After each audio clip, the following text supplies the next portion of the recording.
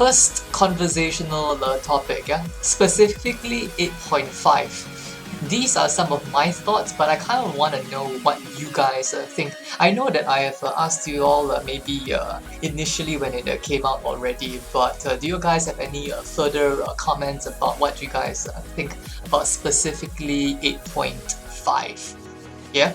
So in terms of what 8.5 supposedly brought about, yeah, they were supposed to be having increased tier 5 material drops. Yeah, they also gave us additional what do you call that, options in the way of difficulty hexes, so we could basically play higher level against higher level huts up to PL 191 when fully buffed, or 174 in a group form mission. The new beta storm is reduced to 10 minutes. Oh, did they? Was it previously like 12 minutes? Think we should have a grid on the map, or at least the ability to put markers just like BR for comms, like for comms sakes and coordination.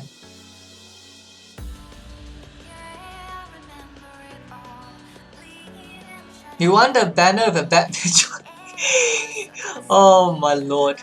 For the life of me, President, you're never gonna let that go, aren't you? Oh man. Oh, it was previously 15? So 10 minutes is pretty good then, isn't it? That's a pretty fast turnover. And I think it was also a right move for them to actually make the mushrooms and stuff, you know, as additional bonus objectives. The new zones don't have high enough PL requirement. What is the PL requirement for the higher level zones, Mix? I'm kind of curious. Like, to unlock a power level 128 zone, what PL do you have to be? 94? 98? It's a pure farming mission, you don't have to kill anything. I think that that's also okay, CW, in that basically it gives a...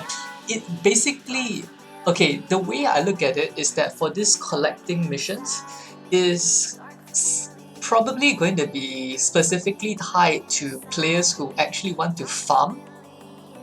Yeah, so like the people who are tending to want to use like an outlander and just farm, like they don't actually have to like load into like some random mission. Yeah, they don't have to load into like some random mission, you know, get in there, farm and then hop out. Get in there, farm and hop out. Like they can legitly stay inside a mission and keep farming and still be rewarded for it as well. So I think that's kind of okay, isn't it? Yeah, it's kind of okay. It's like the mission for you to bring in like a farming outlander to just farm.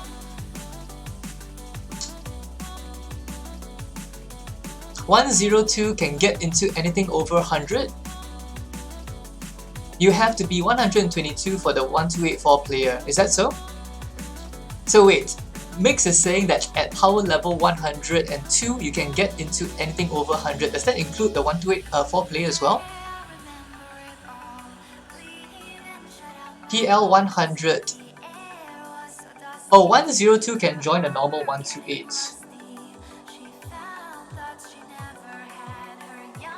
So I think the way for us to let's see if I can do this. Yeah, let's change this and move that.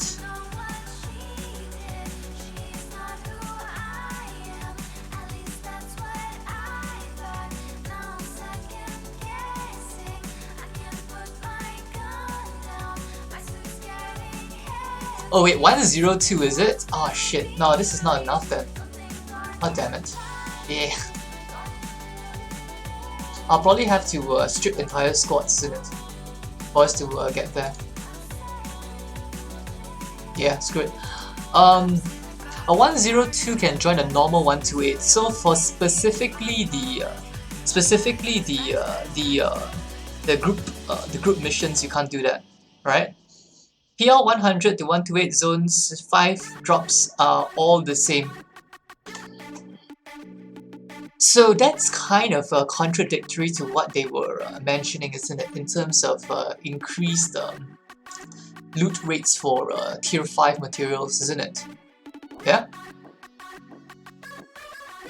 The rewards are messed up for sure? Yeah. Alright. So in terms of the things that you guys have just mentioned, yeah, not EXP, right here. Higher PL maps are more costly to run, environment does not yield higher quantity of resources. So all these are all what you guys are mentioning also, right? Like basically you are going into these higher PL missions, but like even though you're punching the rocks and shit like that, you're still getting the same rate. You're still also getting tier 4 materials, isn't it? Yeah, and you're not even receiving any higher quantity of it, but it's having a higher health total. Sunbeam, etc. does drop from the environment a lot more, does it? From the environment. So meaning what? Like the actual what do you call that, resource nodes that are around? Husk chest and storm chest. The nodes spawn more, I see. Seems good. Okay, so technically speaking, they did increase the so-called like amount of them that are spawning. But I think we're still not addressing the quantity as well, isn't it? Yeah, the quantity is still remaining the same, right? So like say for example, you're still getting like between like 3 or 4 rough ores every time you're punching a stone, or if you're hitting a rock or something like that, you're gonna get like 1 piece of tier 5 powder, yeah. And occasionally, if you're using an outlander, you get like 2 pieces, right? The nodes spawn more, so yeah. That's pretty much it for the actual resources, is it, Delicious? How are you doing? What's in the ooh face? All right, so let's move on really quickly then. All right, let's move on really quickly now. So I have some preliminary thoughts about some of these things. Yeah. So going back a little bit. Remember patch 8.0? Yeah, patch 8.0. Let's see if I can zoom this in a little bit more for you guys. This is better. There we go. All right, you guys can see the words, right? Okay, so patch 8.0 was basically when they dropped the hero rework, right? And that's also when they really flooded the EXP, isn't it? They really flooded EXP gains. That's when they made it like 6 times Survivor XP and 4 times Schematic and Hero XP. Yeah? I haven't punched a Sunbeam, but I've seen 4 to 8 in some chests, also specifically for chests, I see. You get maximum of 4 from an encampment. Yeah. Yeah. You want an Allura hero? The EXP inflation was awful, I agree. So in terms of what I was mentioning here, yeah. So in terms of what I personally felt, I was slightly bitter. Yeah, I was slightly bitter about what was previously taking me months, yeah, to accumulate and earn, and it would be very casually earned in under a day these days. Yeah, you can easily earn like 1.5 million Survivor XP, you know, in like a snap of a finger these days, which is taking us a long time to farm previously. So, with regards to that though, I have also mentioned that I'm guessing that it was a design decision. Now, like I'm saying, these are exactly like what I said, it's me guessing, yeah? I don't actually know these things, yeah? But my thoughts about this is that the only outcome that I can see, you know, that results from this is that it accelerates player progress. Every single player in the game accelerates them, isn't it? You think they should just do double hero and schematic as there's no bearing of progression and left survivor as it was? I think they wanted to remove that part of the grind. And like, I don't agree with it necessarily, yeah, but there must be some reason behind it, yeah, because the thing is that even if they had what do you call that, like they specifically targeted Survivor XP, yeah? The rest of the Hero XP and the Schematic XP was multiplied 4 times over. Why is it specifically for Survivor XP that was multiplied 6 times over? Why do they want to accelerate the player progress so much? You know, there has to be some reason. If not, it just makes no sense. You just stripped the forest map and got 222 oxidized, 461 herbs, planks, ores. Expect the sun and bright core to be not much of an increase. Seems good, Lockstock. Thanks for the information. The entire forest map, huh? With no proper tutorial, idiots will continue to be idiots. Yeah, that is unfortunate. That is unfortunate, CW. But that is certainly something that can be worked on as well, I think.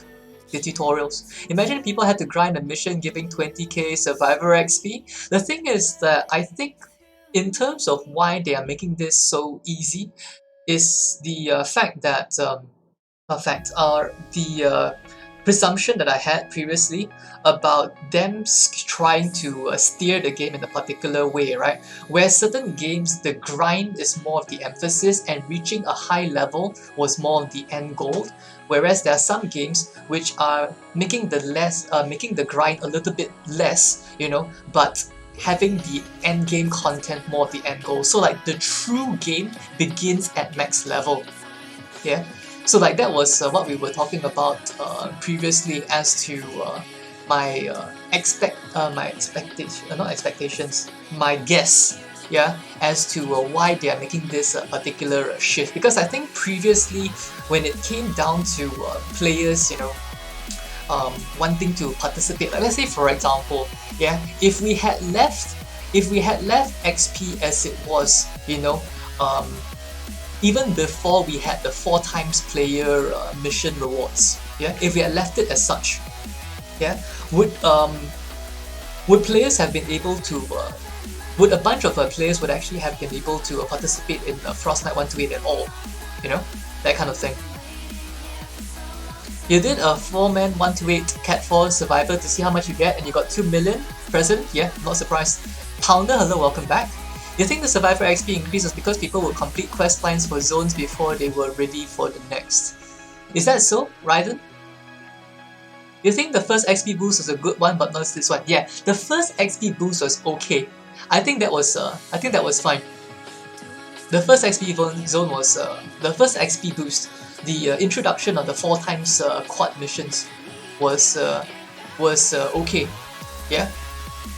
But like we mentioned previously, I honestly feel like this 6 times thing was quite heavy-handed.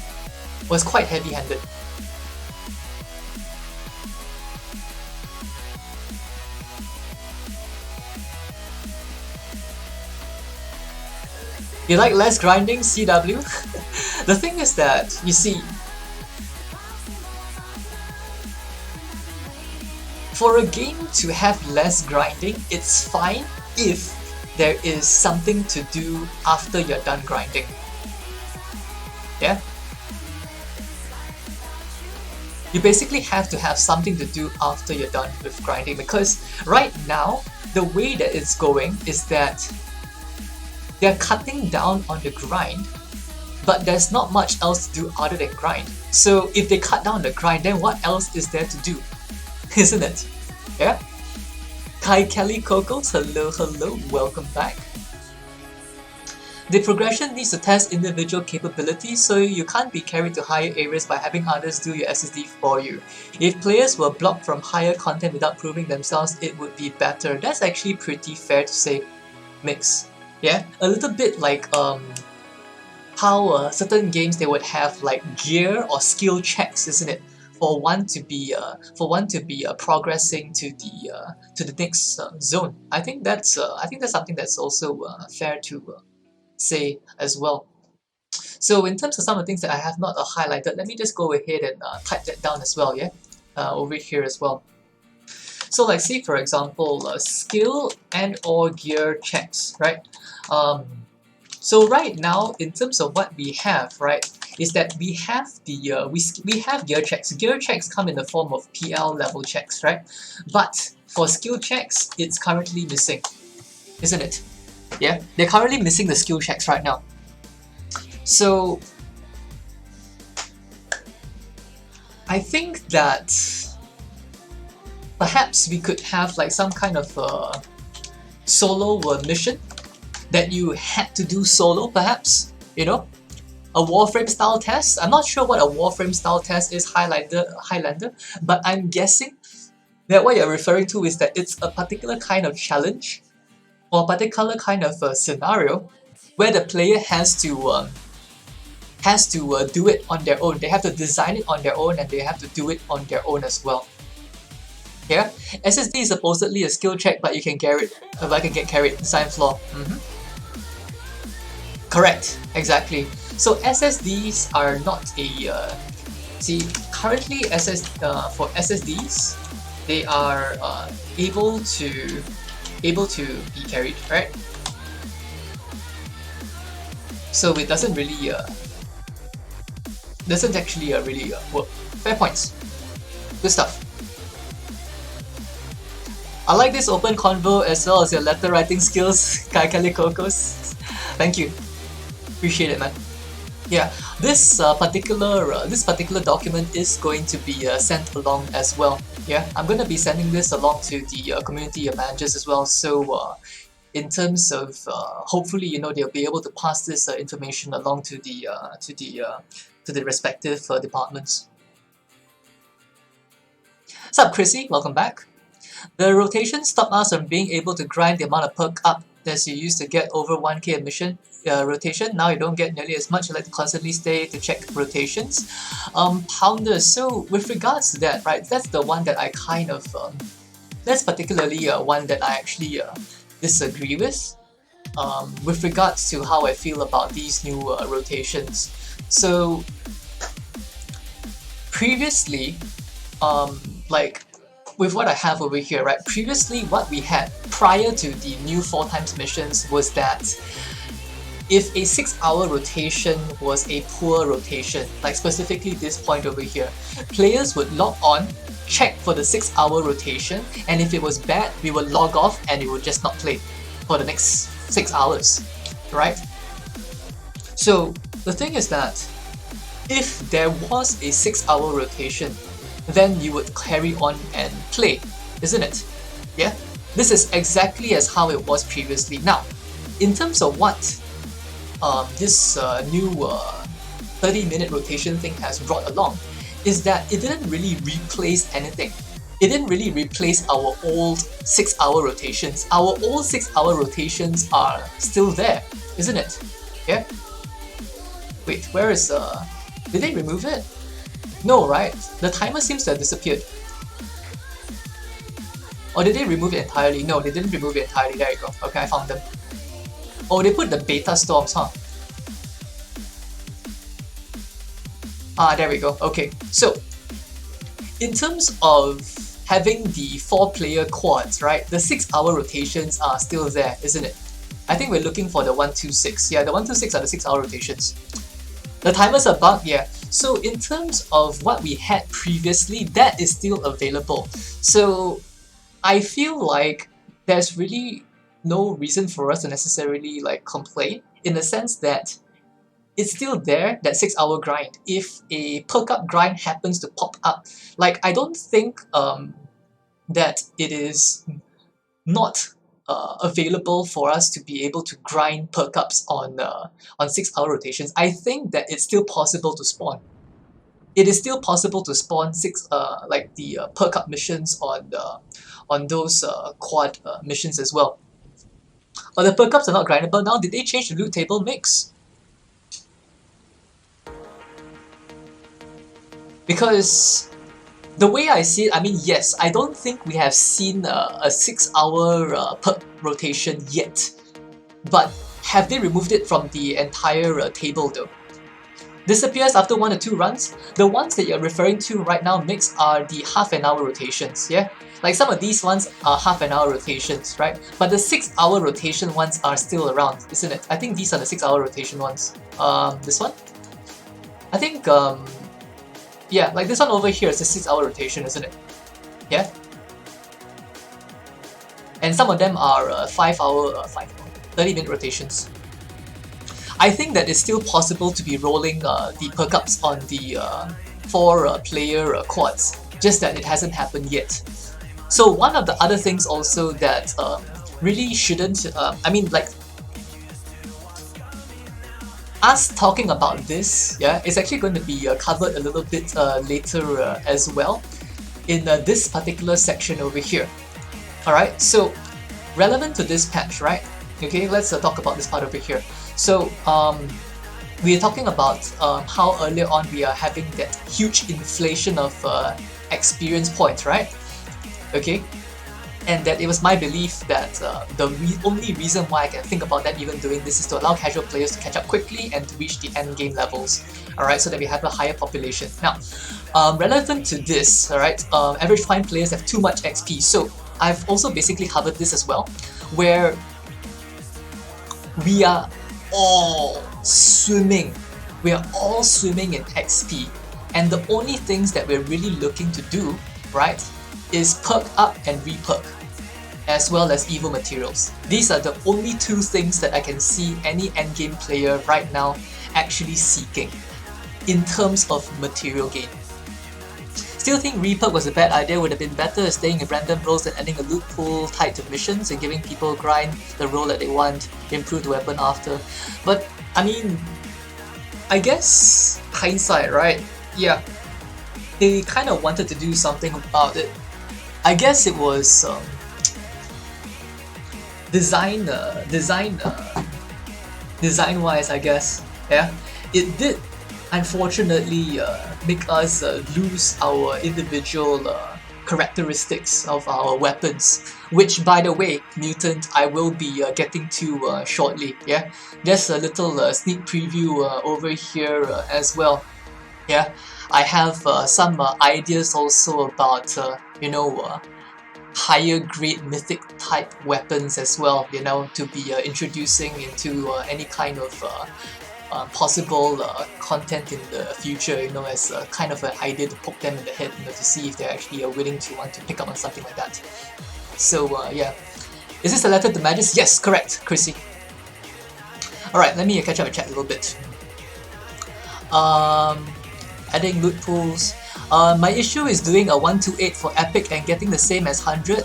Yes, okay, Pounder, so that was also being covered as well right here, right? See, non-EXP rewards are not scaling in high PL zones. They are static values, meaning if you do them at PL 76 right through to PL 128, you would still get the same reward per unit, right? So I think that this is actually a problem. Did other streamers send me feedback? Not really, Chrissy. This is something that I was being asked of, actually. Magus actually asked me for my feedback as well, so I thought I would actually share with you guys a little bit. I've already sent this along to Magus also, by the way, just so you guys know. I've already sent this to him already. So he did ask me for my personal feedback, and also collecting the feedback from you guys, because I didn't actually come up with this also just on my own. It was also through interacting with you guys and finding out what you all actually thought about as well. So this is kind of like a compilation, if you will, you know, of my own thoughts as well as you guys, input as well over the interactions that I had with you all over the past couple of days or week, you know, when the patch has dropped. So yeah, all right. So Pounder, yeah. So precisely about this, yeah. I have also did a little suggestion over here, right? So in terms of what higher players are currently looking for, right? We are currently looking for perk up and evil materials specifically. Alright? But in terms of if we were to address this, right, we cannot have a redo of what happened in 8.0, right? I don't want them to be like, here, have a 6 times or have an 8 times freaking perk up multiplier. You know, that would totally screw us all over, because at that point, every single one of us will be swimming in perk up. We will all be swimming in perk up and reperk. And then what else is there to be doing? There's nothing else for us to grind anyway. Because right now, the only reason why we are grinding these things is because there is a lack of it and there's little supply. Yeah, there's little supply and there's a lack of it. We want it, we need it, and we continue grinding for it. So that kind of gives us a motivation to want to continue farming. Yeah, I was just earlier on hopping over to the Reddit posts that they were typing, and some people were typing things like, oh, give us, like some of those people in Reddit were like, oh, give us 8 times epic perk up, give us 8 times legendary perk up. I'm like, dude, if you did that, there'll be nobody playing the game in like a week or 2. Yeah, nobody would be playing the game at that point because everyone would have everything they would need just in a couple of days, just like how Survivor XP was. So that would be terrible, a terrible, terrible idea. So the only thing that I was highlighting over here is that specifically for higher level missions, meaning when you get to, say for example, the power level like 126 and above missions, for example, or power level 124 and up missions, right? There should be no reason, okay, for there to be Survivor XP in any of these missions. I think I was highlighting this, right? Right here, okay?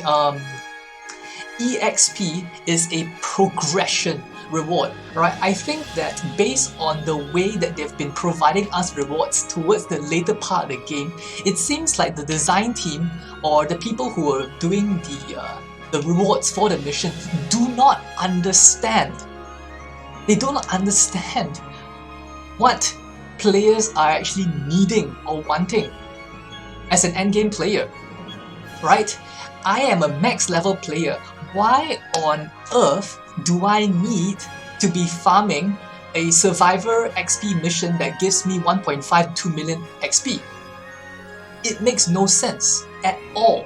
So personally, I really think that Survivor XP needs to be completely removed from the loot table, at least in higher twine, right?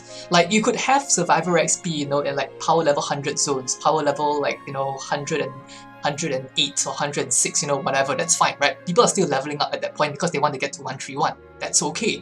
But like for a 128 mission or 126 mission, like people are already at that high level. We don't need Survivor XP anymore. It should be completely cut. It should be completely cut. Entirely. 128 Rescue the Survivor Zone pays out 500k Survivor XP. Yeah. Reddit, they're never happy, but yeah, that's the thing, you see. Like I also, that's also the reason why I don't really hang out too much in Reddit. I was kind of just scrolling over there to take a look and see what was going on, and there were any like updates, and stuff like that. But yeah, I just read the main stuff and then hopped out. Yeah, a lot of the there were some decent comments in the comments section. Some people actually took time to actually think about stuff. But yeah, the rest of them I kind of just like this skim past. They're just like, it's that whole like gimme culture. It's like, let's give me, like everything, just give me. They want everything to fall on their heads. And then like, if they listen to such kinds of players, then it's like trying to give a 4-year-old or a 6-year-old, like everything that they ask for. It's just bad for them. Yeah, like they want, like, you don't give like a 4-year-old ice cream every single damn day or like candy every single damn day just because they ask for it. It's bad for them. They don't know what's good for them. Don't give it to them. It's just terrible. All right. Let me catch up with chat again. Evil mats are hurting your odds for leveling? Yeah. Just give us 1 million of each item per mission. Oh man. Add a V-Bucks story, but oh my god, all the coppers. Why do they get their answers from Reddit where people always complain the coolers don't know? To me, they should ask save those streamers, content creators. To be honest, Pounder? Yeah, I don't know. I guess I mean, like getting information from everywhere. Yeah, like the way I look at it is that it's fine if you want to get information. Like, in fact, I welcome information from all sources, right? Wherever they come from, be it from chat communities, your Discords, your Reddits, streamers and stuff like that. I think that's fine. Just gather information from all sources, but it's kind of a matter of being like discerning. In this day and age, information is freaking everywhere. Right, and I'm a very strong believer of the fact that it is a open market perhaps for people you know, to be going wherever they want, you know, and consuming whatever information or entertainment or content that they wish at their own discretion. Yeah. So if somebody is going to follow some Tom, Dick or Harry, you know, that is spewing all kinds of stupid nonsense and stuff like that, they're free to do so. They're entirely free to do so. I'm not going to stop them. Yeah. In fact, it makes it a lot easier for me, you know, to be like, oh, okay, so if you subscribe to this kind of mindset, mentality and stuff like that, and this is the kind of information that you consume, you know, it makes it a lot easier for me to like filter, you know, that these are the kinds of people that I wouldn't be interested in, right? Just going to be saying this quite plainly and frankly. So yeah. Pretty sure that evil mats and perk up llamas are incoming. No, CW, I really doubt so. I really doubt so. I don't think that will happen. If that will happen, that will kill the game. All the 4 times mission at 108 and up are right now Survivor XP. Why? Probably a bad rotation, Lambert. Probably a bad rotation. But yeah, this is actually this hopefully needs to be addressed, yeah, as soon as possible. Having Survivor XP at high level missions don't make sense. Takers? Broader but still clueless as to how it's broader. Pounder as in like, yeah, like getting information from everywhere, because like there can, like even within Reddit itself, like there are many different kinds of threads, right? There are threads that are being created by people who actually do research, and then there are threads of people who are just simply sitting there whining about stuff but have no idea what they're whining about, right? So specifically to the discerning content consumer, yeah, talking about, you know, ourselves, all you guys and people out there, yeah, I think it's great to have a big what they call that, pool of resources that we can pull from, but as to where they decide to pick up information from, you know, that's on them. Yeah, that's on the content consumers, the people who are actually consuming this particular kinds of information and what they then choose to do about them. Yeah, so it's if they are deciding to follow the advice or the whinings of people who you know, not really understanding the game very much, or not even playing the game very much, and sit there and like don't really do research and just keep whining about stuff, about things all day, then that's a big mistake. That is a big mistake, and speaks very poorly of the people who are actually making these decisions. So yeah. Regardless if there's PvP or not, people aren't interested in playing a game where you can pay your way to the top. Yep, exactly. If this game becomes a pay-to-win game, I would pretty much just leave. Pretty certain.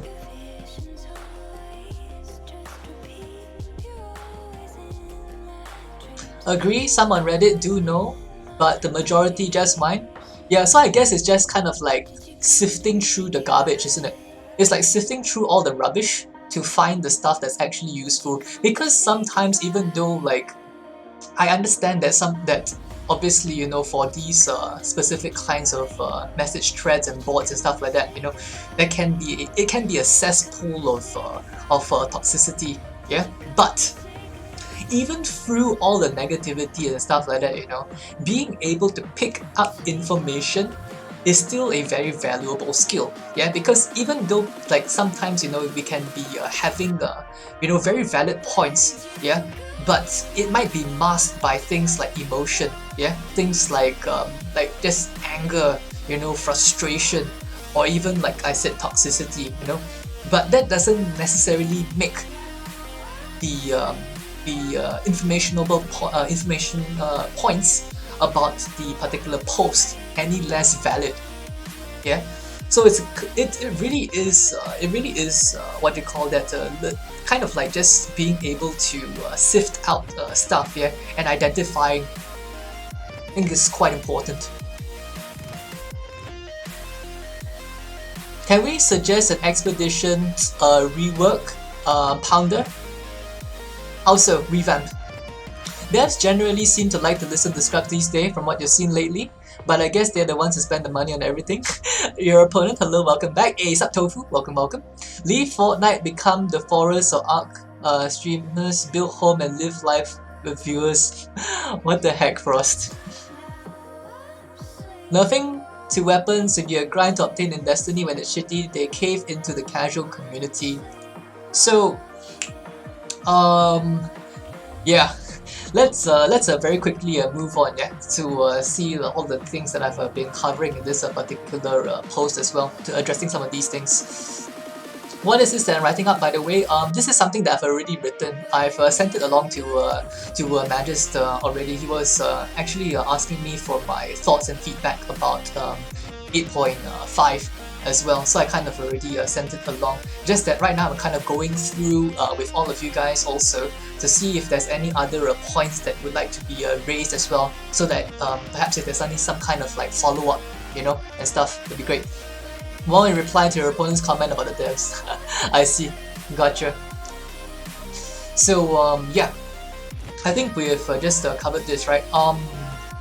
I didn't actually read the entire thing, so let me actually go ahead and read this entire thing quickly as well, yeah? So the other thing that I touched on also is that the blue glow difficulty pylons, this has been something that has been around forever also, by the way.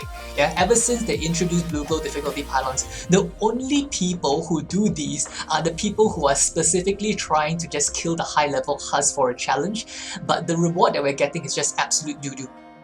Yeah, absolute doo-doo, okay? It's no good, alright? You're just getting some gold for it, it's not even worth the time. Alright, so this one also down here also needs to be looked at also, but this is one of the lesser things. Note, lost repurp, sent your email circle chain to the point where I told you to resubmit your issue. I don't know about that, Frost. Sup, Viscous? Good to see you, welcome back. What are we doing? We're looking at words and reading words. I feel expeditions could be a lot more helpful to players, especially now, but current conditions make them not as rewarding as they can be. Do you have any particular kinds of suggestions, perhaps, Pounder, like a particular structure? If let's say I were to give you the reins of how to redesign expeditions, how would you do it? Sup, Josh? Welcome back. Good to see you. Alright. So yeah, I talked about this part already, yeah? 8.0, flooding the XP, heavily accelerating player progress, reaching endgame content. Okay, so we also talked about this part, yeah? EXP is a progression reward, blah blah blah, only relevant. Okay, so this is the part where I was talking about Frostnite, okay? So, I was taking a little bit of a jab, yeah? You reached power level 97, seems good, Tofu, excellent stuff. Not a pleb anymore, seems good. 3 more levels to power level 100, Tofu. Feels amazing, man. They will just say play the game to get the stuff back. Probably.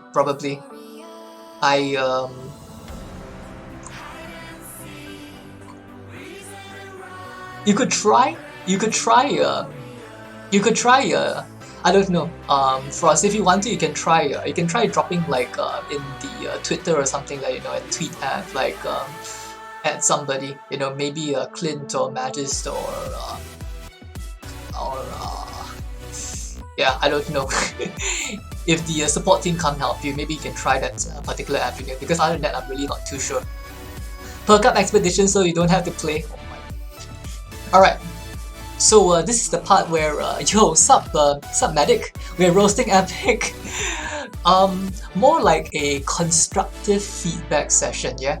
But we're not going to sugarcoat anything. No, we're not going to sugarcoat anything. If there's something that needs reworking, or there's something that's really clearly in the wrong direction, then we need to address it. Constructive roast, yes, exactly. Yeah, I'm not going to say things like, you know, this is terrible, they're shit, you know, like, I'm not going to do any of that kind of stuff, yeah? Not any of that kind of stuff. I'm just going to state facts, yeah? Like saying, for example, this particular mechanic, how it works, it's bad, we need to change it.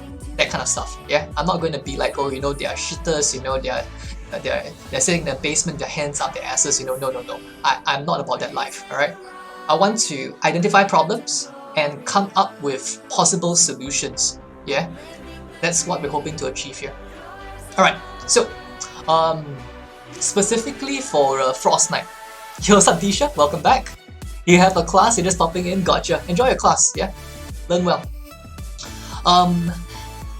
So, Frostnite, right, was basically one of the iterations, I guess, for what we would possibly expect for endgame, yeah? Endgame rewards, alright? So, yes, when Frostnite 128 came out, or just shortly before that, right, they reworked how the rewards were being given out, didn't they? When it first came out, right, when it first came out, Frostnite first came out, the rewards for it was shit. It was terrible, absolutely horrible. So they reworked it, right? They reworked it, and then we were getting legendary perk up, alright, and then some other stuff as well, I think. Yeah, so at that point it got a little bit better. It was a little bit better. I don't like the fact that you need to spend resources just to check if you would prefer a certain perk on the weapon. Just you personally. To fix the problem, give us refunds, we don't play the game. Thank you, you'll be here for another hour. Sounds good, Medic. Sounds good. Instead of expeditions, you reckon there could be more of a resource reward from side objectives? Someone constantly does them to get the weekly reward based on how many they do.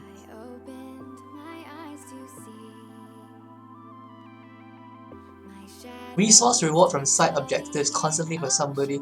So it's kind of like dailies, I guess? Kind of like dailies, maybe? Lockstock? Is that what you're suggesting? Test dummy in home base you asked for so long. So specifically about that, Mutant, specifically about that, yeah, that is actually going to be covered as well. Yeah, I am suggesting basically a Save the World exclusive creative mode, as well as turning the SSD itself into a large hub. Yes, all these things that we have been talking about, I'm also going to be putting in there as well.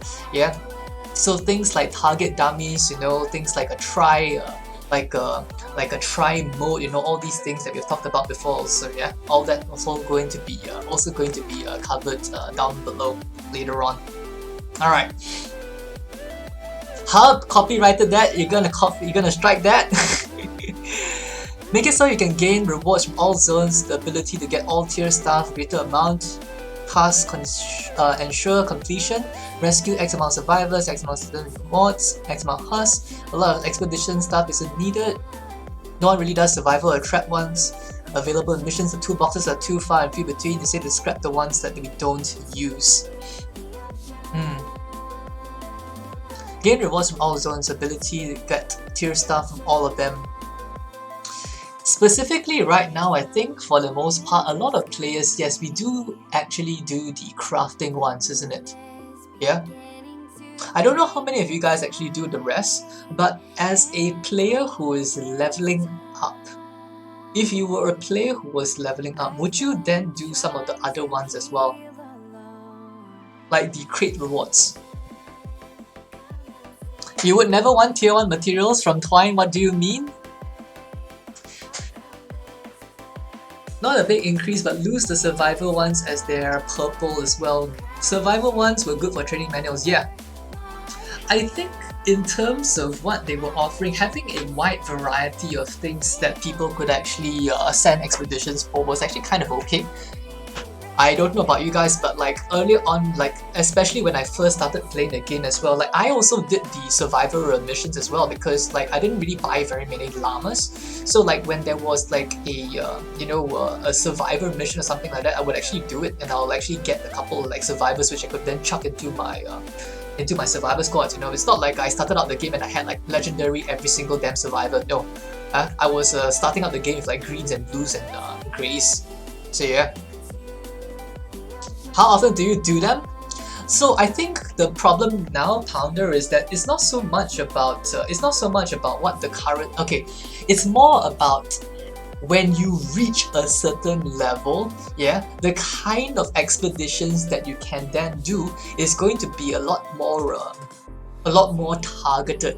Yeah, make it such that there's more of those like crafting expeditions, perhaps, you know, as compared to some of the rest of them. Because, I mean, the kinds of things that we're probably looking for as a higher level player is things like, say, Legendary Survivor Transform, right? And things like your nuts and bolts, you know, your herbs and stuff like that. Those are really the only things that we're really looking for, planks, ores, yeah? But like, as a lower level player, I think it's quite fair to say that they are possibly also looking for some of those other things like survivors, you know, even hero packages, manager packages and stuff like that. So yeah. Alright. Side objectives to be part of a daily reward. Instead of V-Bucks, you like V-Bucks to go farm for daily. You sent out 6 trap expeditions and you set them up and broke them into the home base. It's actually quite lucrative. Boring to do, but still. Yeah, because now they made it such that you would get the full refund of resources at Cocos. Seems good. You have no money, training menus are hard to obtain, so you can't progress your level. Yeah, pretty much. Doing progression, yeah. So that's kind of what I agree with Mutant. I think it was actually okay. Do you have weapon progression by use in there? Medic, yes, I do. I keep skipping forwards. You guys keep asking about some of the stuff that I was talking about. So I'll just share with you guys a little bit, okay? So, tell you what, I think a great way for us to do this now is that I will go through this entire, document, alright? And then we can start talking about each individual thing as we move along, okay? Because I think right now we're kind of like skipping back and forwards, alright? So yeah, what were we talking about? Yes, the Fortnite endgame rewards, right? So specifically for this particular part over here, yeah, endgame events still rewarding XP and random schematics instead of epic perk up and re-perk alongside legendary perk up even post change with respect to a particular DM. So previously what I also did suggest as well, I think they might have misinterpreted also what I was saying, or they just simply decided to go for a complete different direction. But for that specific post that I was referring to, this was kind of what I was already what I was actually suggesting. Yeah, let me actually pop it away real quick and find specifically that post. So you guys remember Frostnite when it first came out prior to 128 Frostnite? Yeah, prior to 128 Frostnite being a thing. Yeah, prior to that being a thing. Let me see if I can actually expand this real quick. Okay, so right here. Okay, remember we were getting something like hero, survivor, schematic experience and a bunch of shitty blues and greens. It was like a complete joke. Remember? Yeah? It was a complete joke. Alright, so in terms of what I was actually suggesting over to them, yeah, was that we would then receive tickets, you know, we would receive some perk ups, epic perk ups, re-perk, and then random whatever, right? And then as far as you are continuing to progress, your rewards will start to increase, right? So you'll see in here that I actually suggested having 6 times, yeah, as you go further along, you get legendary perk up, epic perk up, and re-perk. Like these are all things that we were all looking for previously, isn't it? Yeah, and then having that percentage for a legendary survivor and or a transform, right? So I was specifically referring to this particular post. Now they did manage to actually rework it a little bit, so we did get half of it. So I guess it was at least not that big of a loss. Yeah. So we still managed to get a legendary perk up, but we didn't get epic perk up, which is also part of the reason why.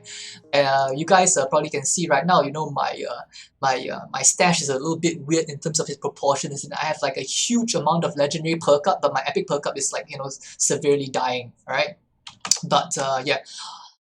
So that was specifically for the Frostnite reward, right?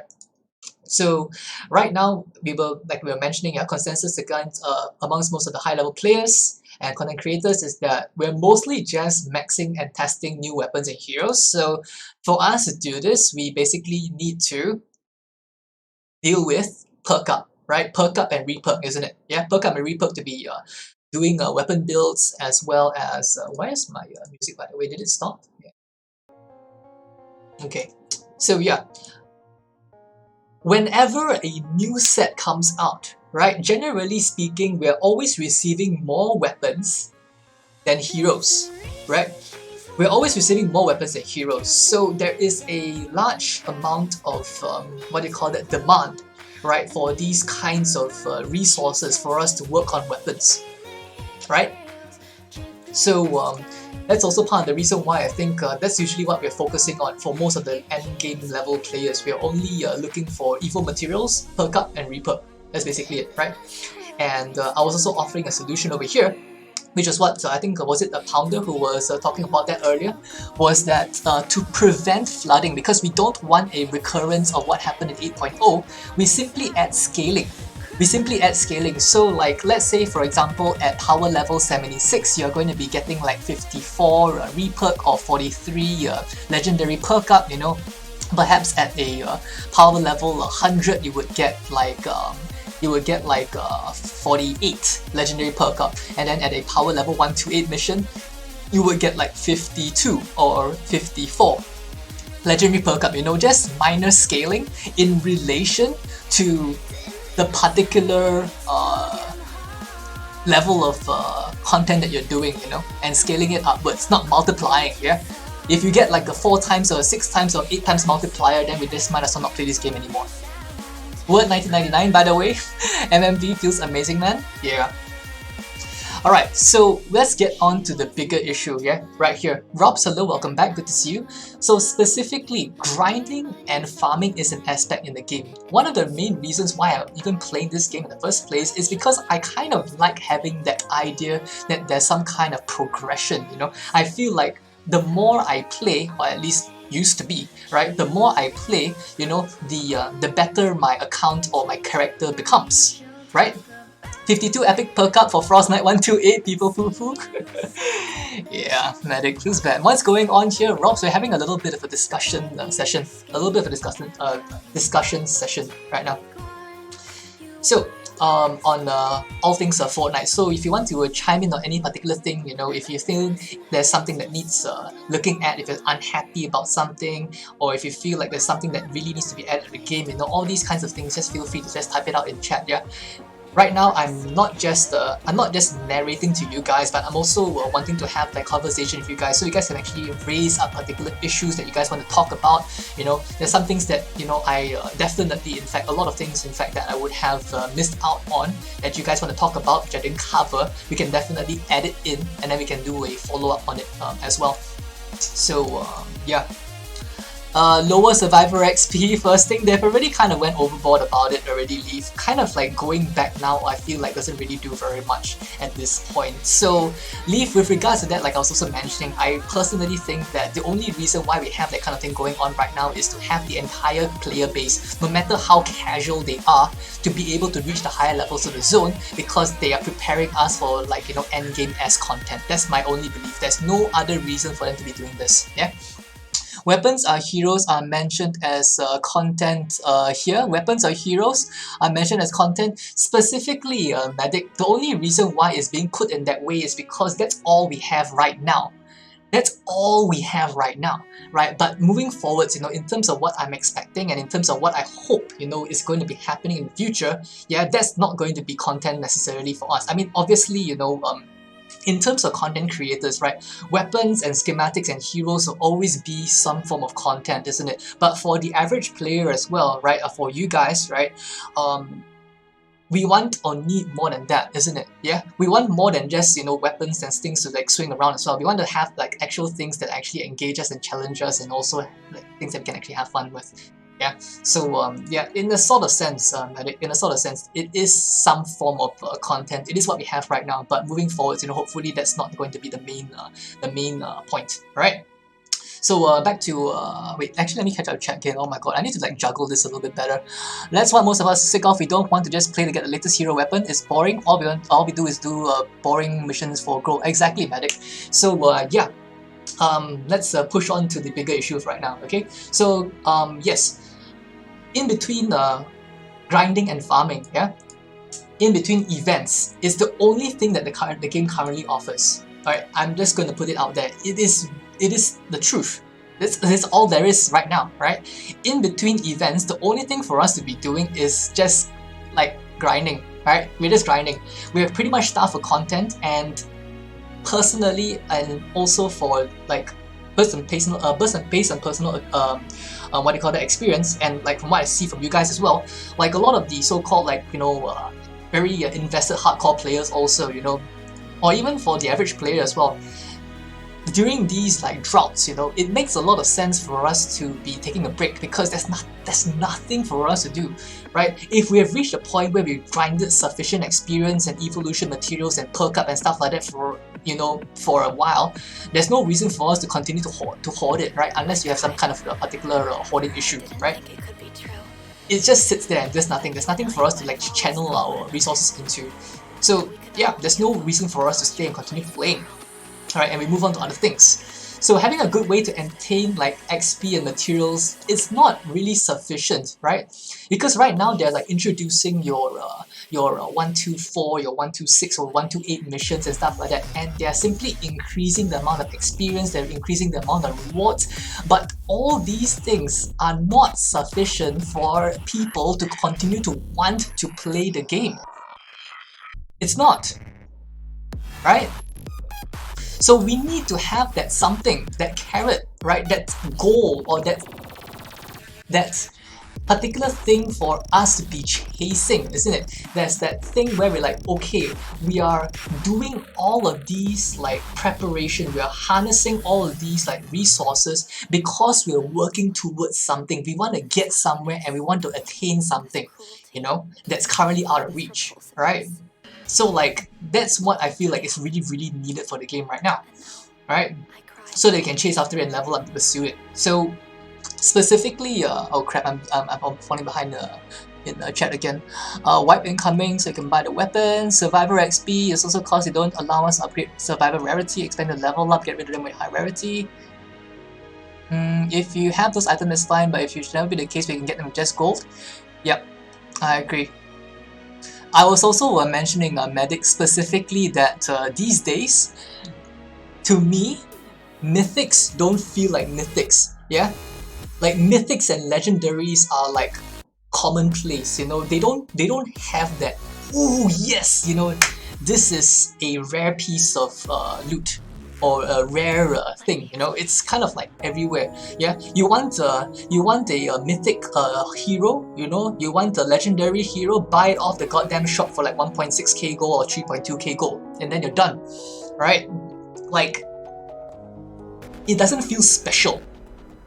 It doesn't feel special, right? So I will cover that shortly later as well. The last mythic you need is 500 V-Bucks Survivor, you can't buy it.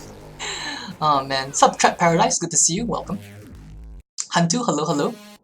Surely Epic realizes that all high-level missions are pointless, they all offer XP and no one needs. Exactly, Robs. That is true. Needs to be a big carrot. Carrot is the hope to get a carrot. You don't like carrots though, you want carrot? The core problem is Epic needs to add a lot of items, tries to make new stuff, which is all cool, but then all we do is farm gold. Content, hello sir. Sup Hantu? Yeah, I agree.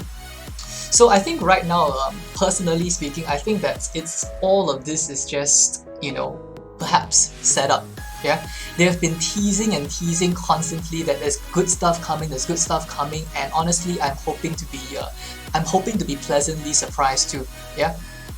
In terms of what expectations are right now, I think a lot of the player base, we're all going to be expecting 9.0. Yeah, patch 9.0 is going to be quite anticipated for the general player base, yeah, in terms of us understanding what kind of direction they wish to take the game in.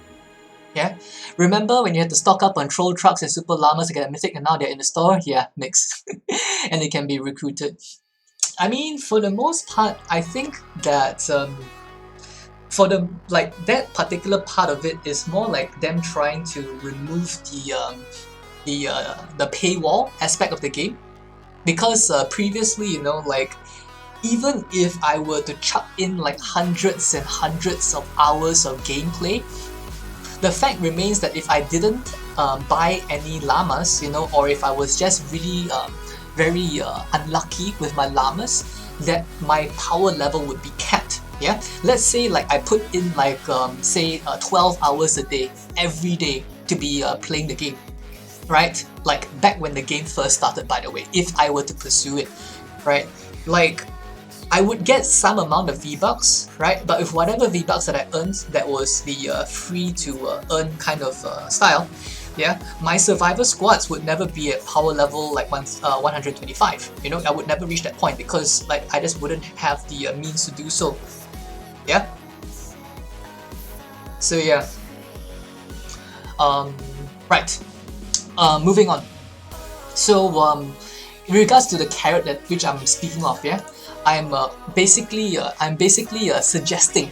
I'm suggesting things like displayable titles and achievements, loot, yeah, weapons, heroes, skins, survivors, artifacts, equipment, items, loot, stuff that provides stats boost, perhaps, right? I'm also highlighting over here that Mythic seems to be a diluted term because everybody seems to be holding on to Mythics, yeah? A Mythic is so common these days, you know, like what even is a Mythic? I can buy a Mythic off a shop, you know, it doesn't mean anything. Alright? The thing is, the promise of better times has been used so many times, never comes true. Frostnite has been a good event, something cool is coming close, no value anymore. Frostnite has been the only good event, yeah. The thing is that I think Medic, for the most part, with the previous events, yeah, I think that Frostnite could not have been possible without the existence of the previous events. The way I see it is that Block Party, Horde Bash, Challenge the Horde, Survive the Storm, all these events were all testing grounds. Yeah, they were all sort of like testing grounds for a particular kind of game mode, for them to be seeing what works well and what doesn't work well, so that they can start improving on it to come up with something a bit more substantial. So that, in my mind at least, is what I think is going to be what's coming up for patch 9.0. I think. Okay? Not that I know, I think. I honestly have no clue, yeah? I honestly have no freaking clue. So, yeah. Mean a lot of easy solutions that Epic seems to pass up on: guilds, locker, and skins. Specifically for guilds, Medic, I think that the reason why guilds don't exist right now is because there's no reason for guilds to exist. Yeah? There's no reason for guilds to exist yet. Now, if, let's say, patch 9.0 comes up with a more permanent mode, yeah, if that permanent SSD, constant, endless, whatever challenge thing that comes along, yeah, is going to be something that's going to be truly like, you know, a very difficult experience that is going to require the sweaty commitments of tons of players, then perhaps we're going to be seeing a little bit more reason for guilds and communities such as these to exist, right? But up until the point where we're actually going to be seeing things like dungeons and raids and like actual like big bosses, you know, like Storm King-esque kind of raids, you know, with like 4, 8, 12 people, whatever amount of people, yeah, where we actually need to put together a coordinated group of people to actually deal with particular tough kind of situation. I don't really see like a real need for guilds to exist, which is maybe the reason why it has not come into fruition yet. Yeah, I think so at least. So yeah. Lockers and skins, yeah, definitely. Like, I think lockers and skins has been talked about a lot as well. I don't know if they have any like active plans for them to do that, but I think that that's a great way for them to monetize things, isn't it? Yeah, to have cosmetics being added into the game that have absolutely no bearing on any kinds of like stats and stuff like that, simply appearances and aesthetics. Yeah, and like the dancing movements and all that kind of nonsense, you know, like I think that's perfectly fine. I'm on board with that shit.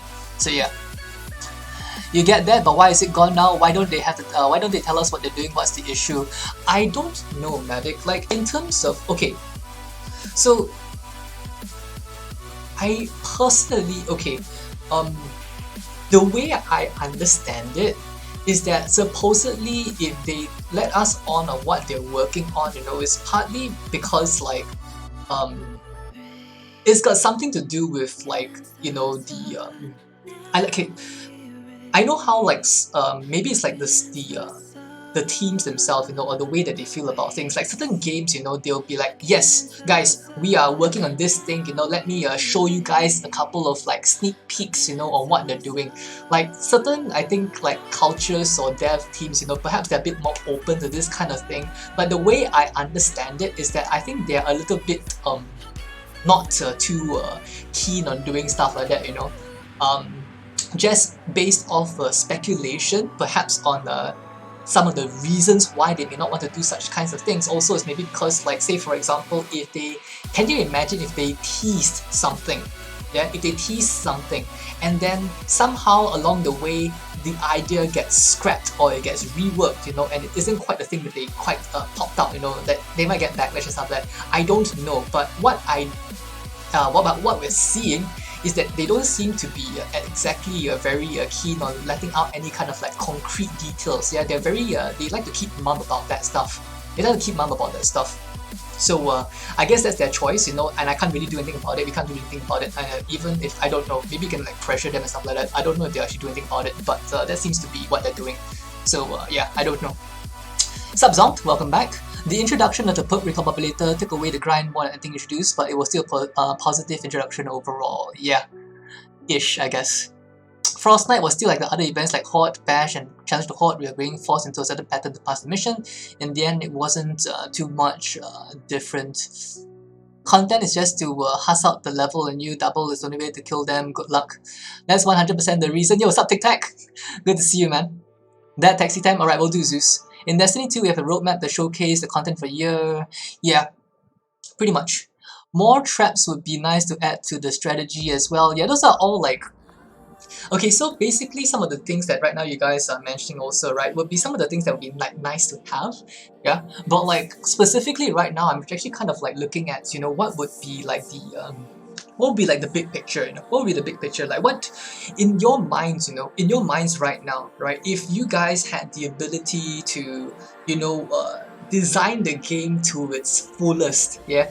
And then be the ones to be like, yes, this is the final product that I want to see. This is the Fortnite that I imagined, right? What would be some of the things that you would actually want to put into the game itself? That kind of thing. Can you say can you add some traps aren't showing damage at the moment? No, I'm not doing a bug report, Pounder. This isn't really a bug report. Frostnite, Bible Farm, yes, specs, I know. This is the patch 9.0 waiting room, yeah. Waiting for Frostnite 2.0 to come by. 100% reason Fortnite's in a position no matter what they change, they are going to get a lot of backlash. 95% positive changes, 5% will hate it, and a million times more vocal than the 95%. I think you're referring to a very particular community, yeah? A very, very particular community. Not going to be mentioning any particular names or anything like that,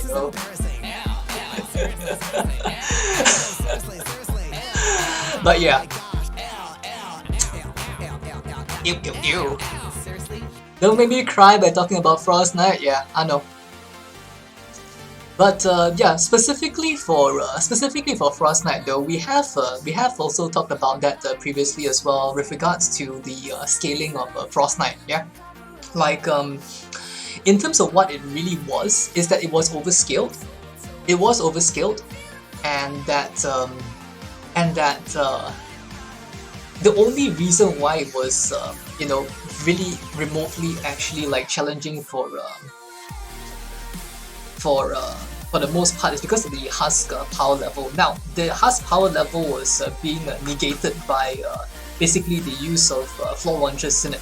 Yeah, but I think we have covered that way too much already. So let's move on for now, at least. Loading screen calling cards.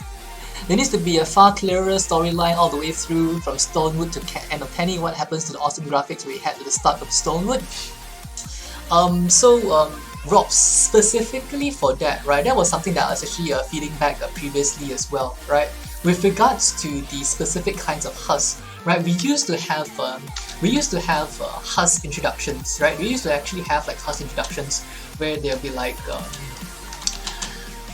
when they encounter the husk for the first time, there will be a little shortcut scene, you know, with the husk animation over there, like the smasher, the lobber, and stuff like that. And this was something that I talked about previously, where the things like shielders, super shielders, as well as gunslingers, all these things, yeah, have no reason to be existing in a Stonewood zone. In a Stonewood zone, right? They weren't being introduced, we have no idea what the hell they are, but if you start a new account right now, they are suddenly in the game. Alright? I was mentioning previously that I personally felt that for each specific zone, there should be specific zone enemies.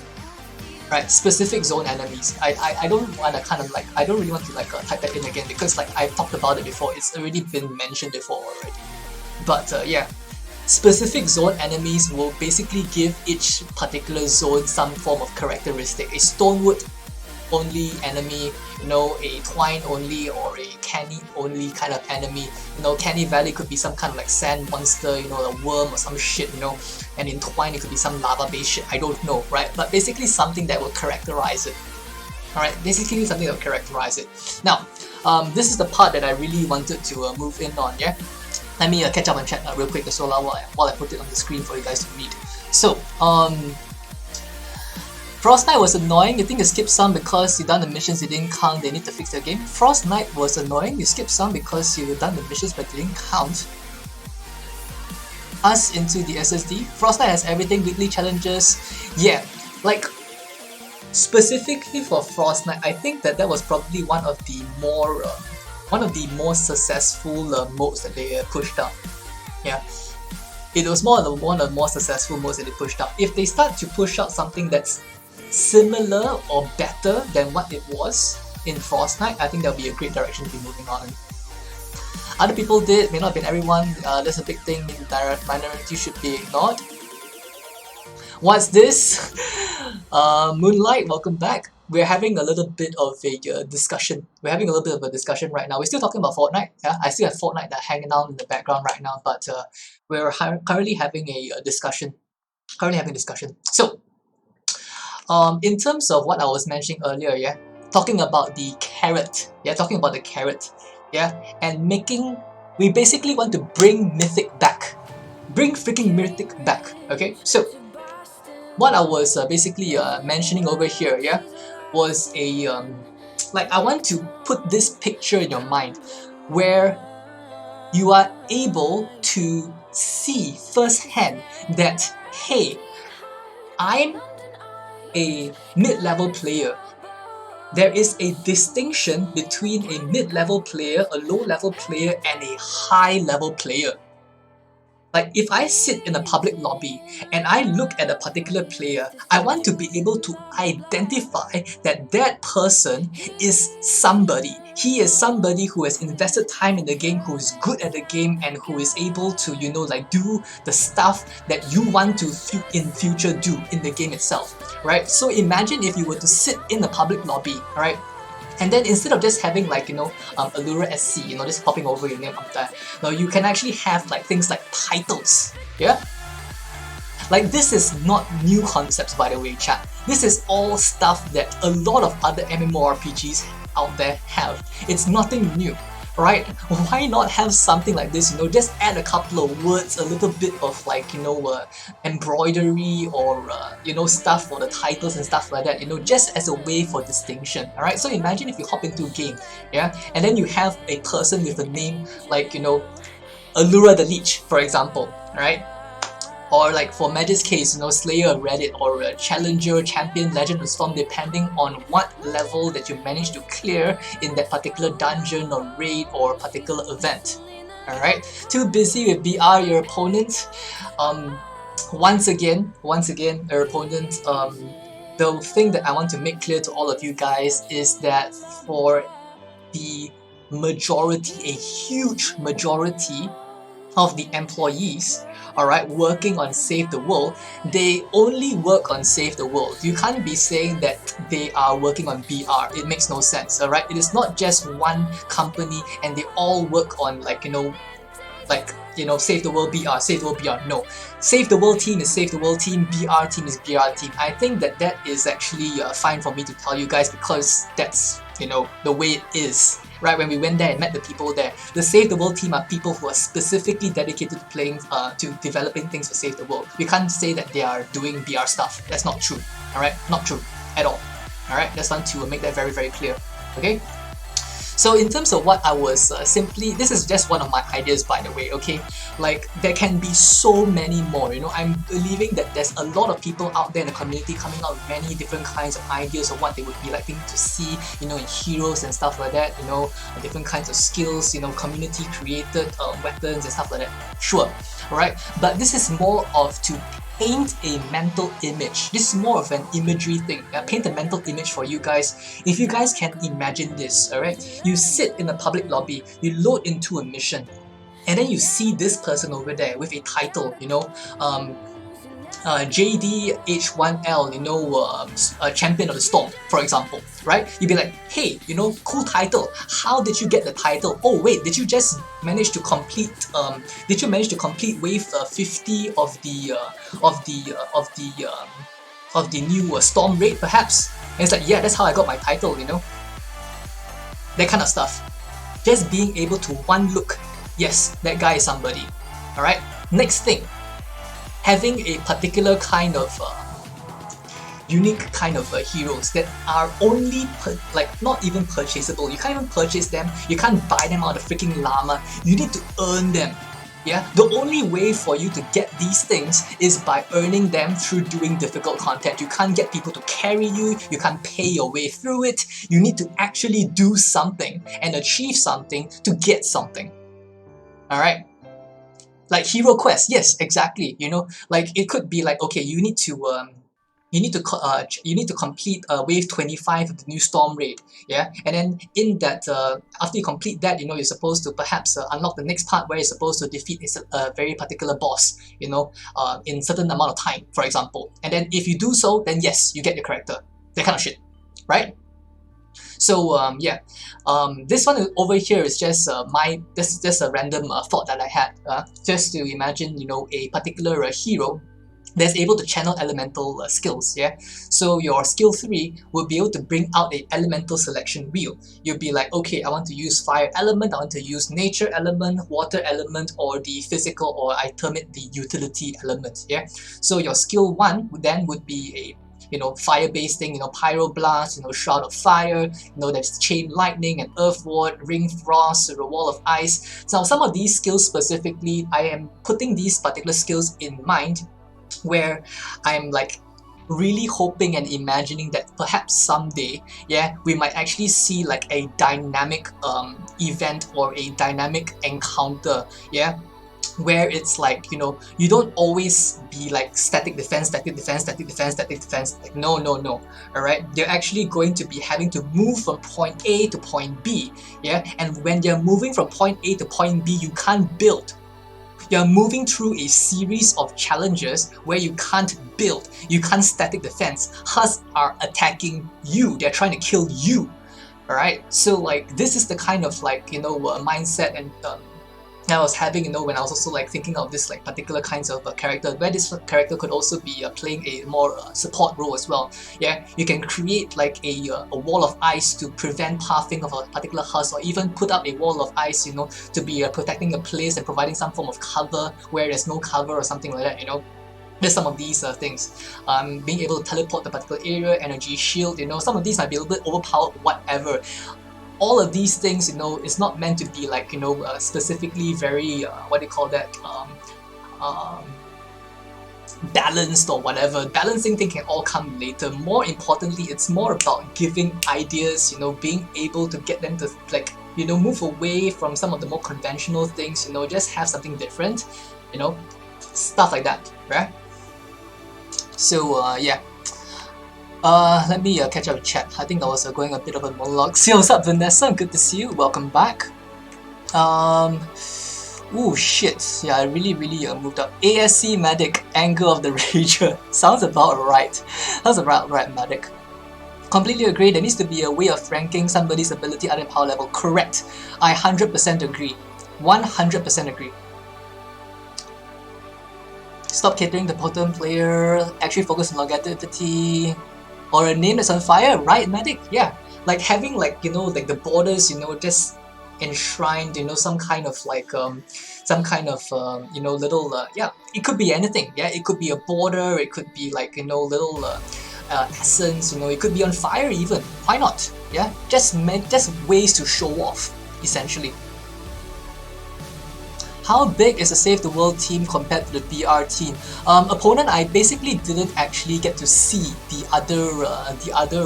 other departments, so I frankly speaking have no clue.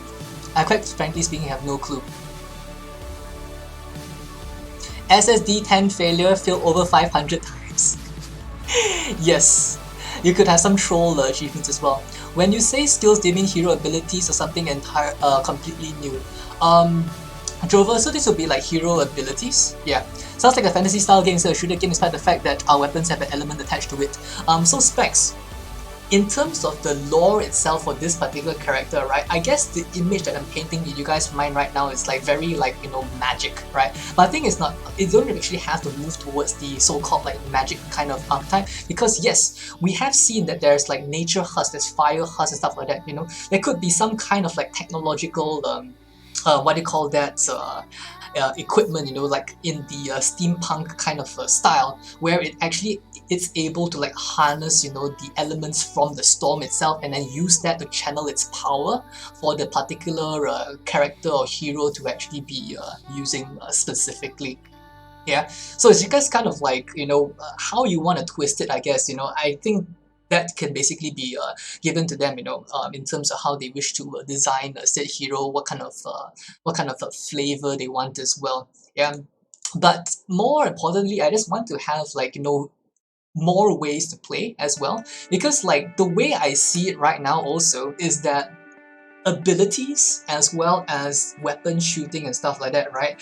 Like there needs to be this thing where like, do I always resort to shooting, or do I also actually use my abilities sometimes as well, right? Because for some abilities, you know, they need to be at least comparable or better in certain situations to be using than actually firing a weapon. So, for example, you don't really see me throwing grenades as a soldier, and the reason why I don't really throw grenades is because number one, I don't spec into grenades, number two, because I would simply choose a weapon that performs like a grenade but does so much better than a grenade, in which case I don't even need to throw grenades anymore, I just use the weapon and I'm kind of done, right?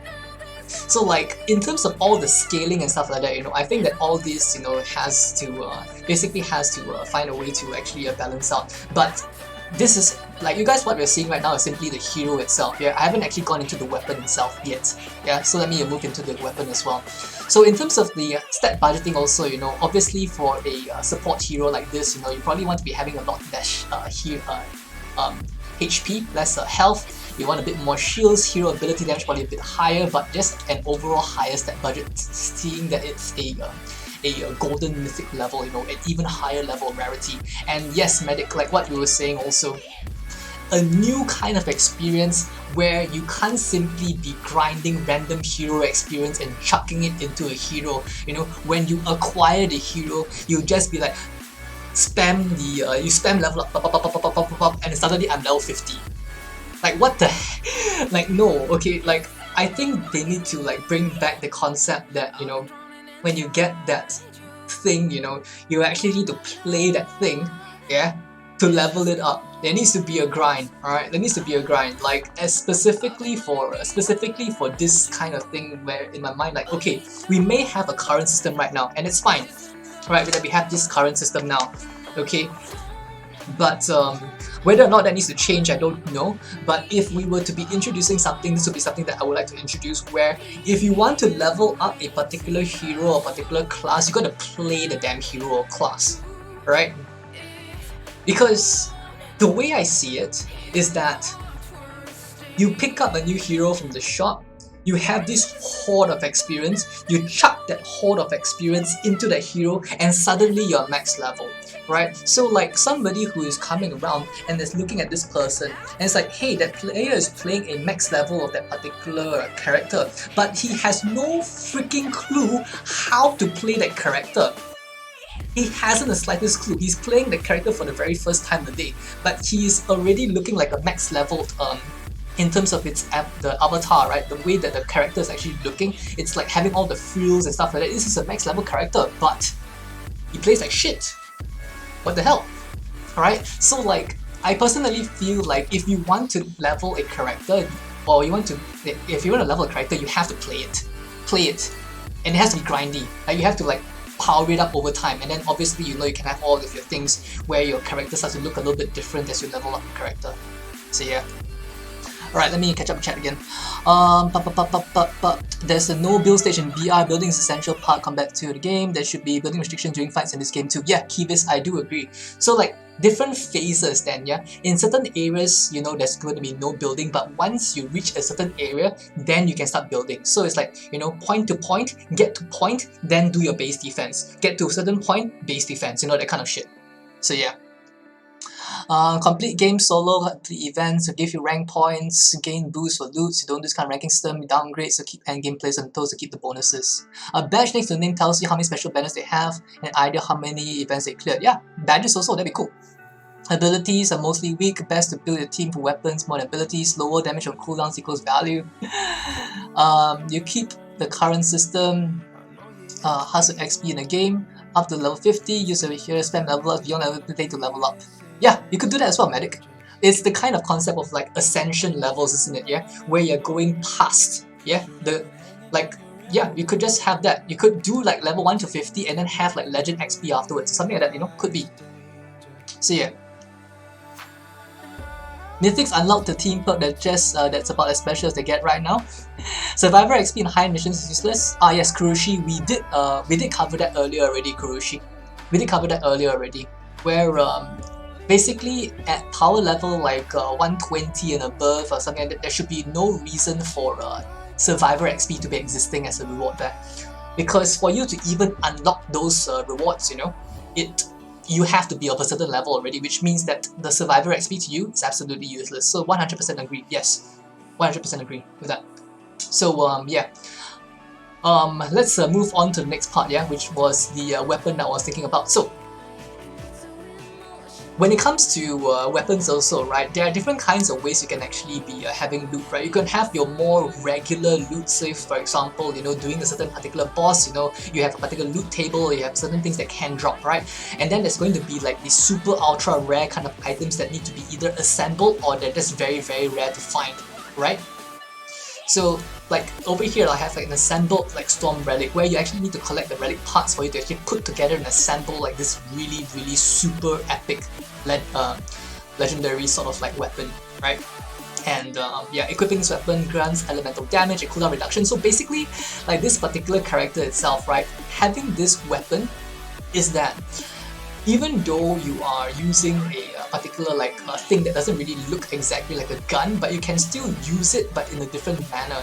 Using it requires you to actually use energy or skills, meaning like all these things that you have when you have the weapon equipped is that it doesn't really shoot, right? But what it does is that your primary attack slot and your secondary attack slot are going to be granting you even additional skills, alright? So what you basically have is a new way of playing where every single one of the things that you're doing are entirely skill based. There's no like specifically like weapon damage exactly, yeah? So like when you equip this, so you can actually play this, you could actually play like this particular hero, and you can also use a gun, right?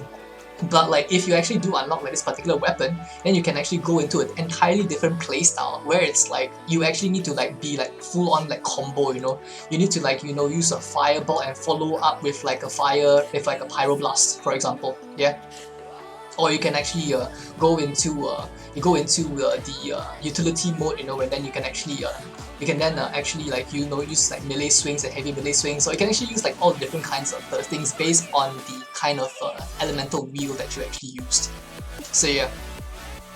Wondering if you get a boom ball added to the military set next season? I don't know, Drover. You love that idea? Your friends and I would like to do encampments in no weapons, abilities only, it's fun? Right! Just give players that particular option. Yeah, an option to play the game in a different way, which is kind of like, honestly speaking, I think when I was talking with to the dev team also that was in charge of producing heroes as well, right? They were also very keen on like, you know, coming out with concepts or ideas where people play in a less conventional way. They were trying to break away from that urban assault headhunter meta, which they, I guess, pretty much did with the new hero rework, which is kind of nice, right? So moving forwards, you know, is there any other way to further, you know, expand on this particular concept, right? This is also the reason why I wanted to pitch this idea to them in the first place as well. So yeah, instead of you know, just being able to like left click and right click, you know, and just shoot or like, you know, aim down sights, yeah, having this particular relic equipped actually turns your left click and right click or your primary and secondary fire, you know, into a different set of skills. So everything's entirely skill based, right? So all of these other things over here, all this obviously is all just placeholders, you know, there's simply like ideas from which people can actually you know, mess around with, you know, whatever, right? But same concept, like Medic we were talking about earlier, yeah? Same thing. Only way for you to level up the weapon and for you to unlock perks on that weapon, you gotta level up the weapon by using it, number one. And also, if you want to, also you can actually gather like specific elemental relic components to actually unlock unique perks for elemental skills that you can only get if you get these relic components. Stuff like that. Am I posting this on Reddit or directly to the team? Directly to the team, JG. Directly to the team. I've already sent it already, by the way. I've actually sent it already. So pretty much all I'm doing right now is, number one, I'm sharing with you guys. Also, number two, I want to gather any additional feedback or any additional ideas or thoughts that you guys actually have, you know, and put that in the follow-up as well, so that if there's any kind of like follow-up that I have, you know, if they actually want to have like some kind of a conversation, if there's any like, you know, or do you have any further thoughts about something, do you have any other ideas, so they can actually put that in also as a follow-up. So yeah. One other also thing, like, we were still talking about if we loaded into a mission, right, about being able to identify, right, being able to identify a high-level player, right? So one of these things, a great way to identify also is not, number one, you look at the hero, you look at the title, you look at the name of the person. You can also look at the mount also, or whatever the thing that person is riding also. So yes, this is indeed similar to some of the other MMORPGs, right? Right now, all of us have hoverboards, right? You could have a different style hoverboard, sure. Moxie, hello, welcome. Leaf, 3 times V-Bucks mission seems good. Can you add reperk keys? Based on RNG, you can get those keys in order to change the perk too. Reperk keys, based on RNG, you can get these keys in order to change the perk too. So what reperk keys are basically like what reperk? It's just the reperk in a different style. Infrared, hello, welcome back. Good to see you. So yeah, mounts, right? Hoverboard. So I was actually thinking, like, you know, I mean, this is just me imagining if there was some kind of like storm raid, for example. Okay, so I'll be like, you can actually do the storm raid and you can have this ultra rare drop that is the storm cloud mount. So instead of riding on a hoverboard, you'll be riding on an actual storm cloud, right? And then there can be like different colored storm clouds, you know, whatever, right? Depending, you know, if you're lucky. Yeah, you could have a blue, purple, whatever color, doesn't matter, right? Just ideas, right? Like Goku? Yeah, it could just be, right? But like, the other idea that I kind of want to, Nimbus, right? Or like a freaking rainbow, you know, like that, the Nyan Cat? The Nyan Cat like farting rainbows, you could be like riding a freaking rainbow, you know, like, or having a cloud that's farting rainbows, you know, whatever, right? But the other one that I wanted to pitch as well is if you have a group of players, right? You want to also recognize, you know, some of the players who are actually actively putting in effort into the game. Obviously, you know, this is going to be very tailored for people such as myself, right? And or a lot of you guys that are playing together with me also, you know, I think you guys might also be very interested in this kind of thing, where if they come up with some kind of a raid or a dungeon, you know, and it is so freaking difficult, right, that we have to spend like weeks trying to clear the damn thing because it's so tough, right? And when we eventually get there, you know, the first, like, I don't know, 20, the first 50 groups or whatever who manage to complete the said event, you know, you get a unique title and you are awarded, you know, with a guaranteed, you know, ultra rare drop, you know, like not just a storm cloud, you know, perhaps you have like storm cloud, you know, like on the ancients, so like something to basically like redefine you, to help you like stand up, you know, stand out. You know, like these are the sort of things that I'm basically talking about when I talk about like carrots, you know, like these are the kinds of things that people want to chase, you know, like I want to have that thing to chase and chase down, you know, with all the things that I've been accumulating so far, you know, that kind of shit. You know the thumbs up thing like Overwatch has? Beside your name you get the rating like team player, friendly and helpful. Yeah, like all those things that can definitely happen for sure. A flying carpet, yeah, sure, you could also have a freaking flying carpet. Hell, you could even be riding a skull for all I care, you know, like it doesn't matter. You know, the aesthetics of it is more of like the introduction of ideas right now that we're trying to do. AJ Master Carrier, yeah. Be the person if top combat, you know, for a particular thing by more than 50%, for example, right? Mutant, like say for example we do a raid and or a particular dungeon, you know, a 4-man dungeon, and then you as an individual player gets you know, about 50% of the combat damage all by yourself in a 4-man group, you know, you get an individual title, you know, that kind of shit. Sure, why not? A raid dungeon setup like Destiny would be fun. It would be, and that's kind of the stuff that we're kind of that I'm personally would be very interested in doing.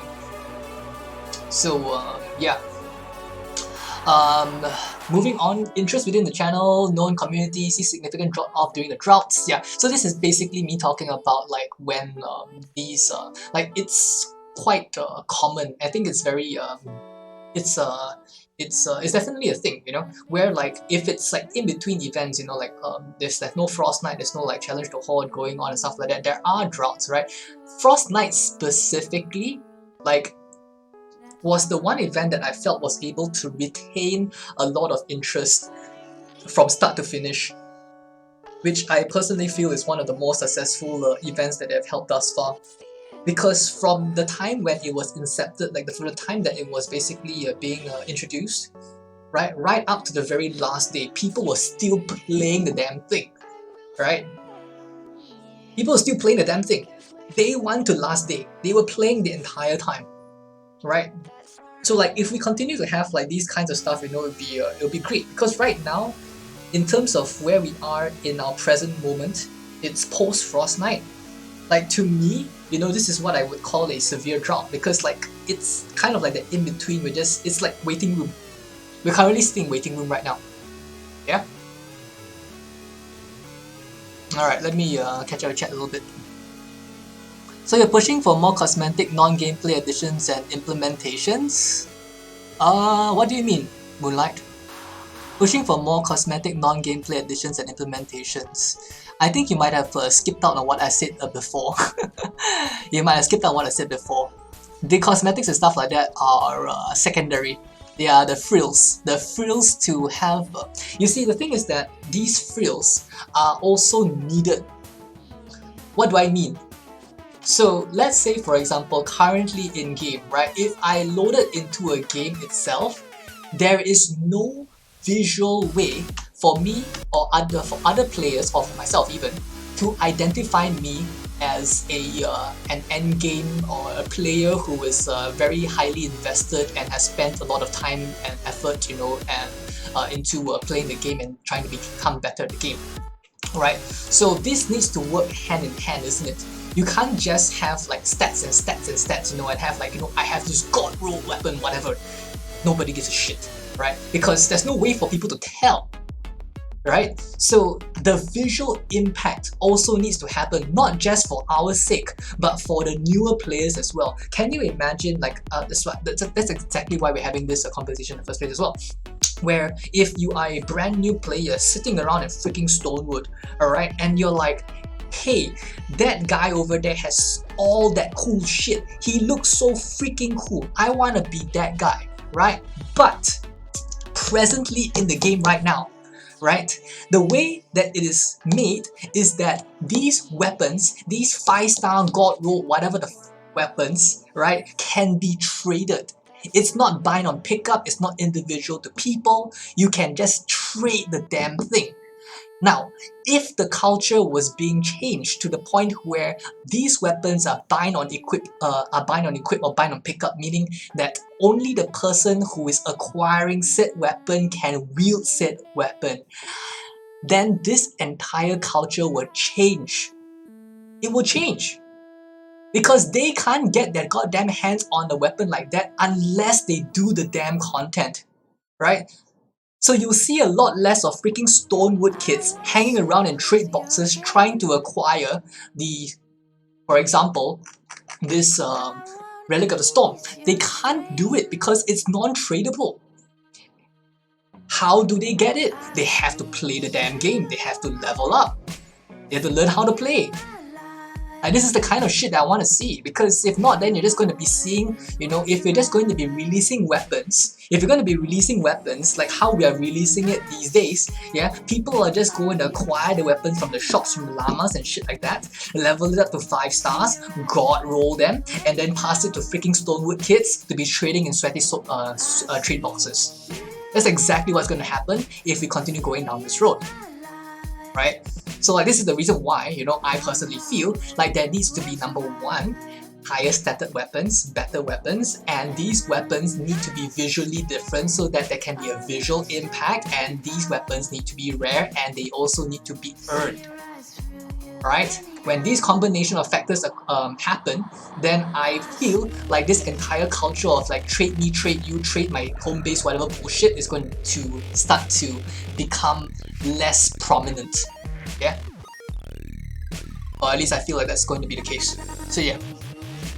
Mount Loot seems unfair to players. They don't have groups etc. for people who take a region longer to update. What if your typical exploit appears in it, 50 people exploit clear first, limiting to the first X players seems bad. Obviously these things need to be tested as well, Frost. They need to be tested as well. And the thing is that it cannot be easy to get to as well. It's not like, say for example, you know, the kind of thing that you can race to finish in like 1 to 2 days. It needs to be something that needs to be worked on, you know. So like, say for example, even if such kinds of things are basically happening, you know, having some kind of you know, delays on patches, you know, people updating slowly and stuff like that, all those things should not matter, yeah, because it's not going to be like Frostnite, you know, where it's like where it's possible. Not say that it's it will happen, but if a team that went in there full on sweaty and knew the strats from the very beginning could go in there and one-shot it and finish it in a single day. No, it needs to be like progressive, right? There needs to be like a normal, you know, there needs to be like stage 1, stage 2, stage 3, stage 10, stage 25, whatever the hell it is, you know, hard mode, insane difficulty, you know, hardcore difficulty, whatever, right? And then have like a set of different like challenges set out for you to acquire before you can reach the final point. The final point is where the final achievement for all these like sweet loot will then be dropping, yeah, to basically address all these concerns that you're raising up. So yeah.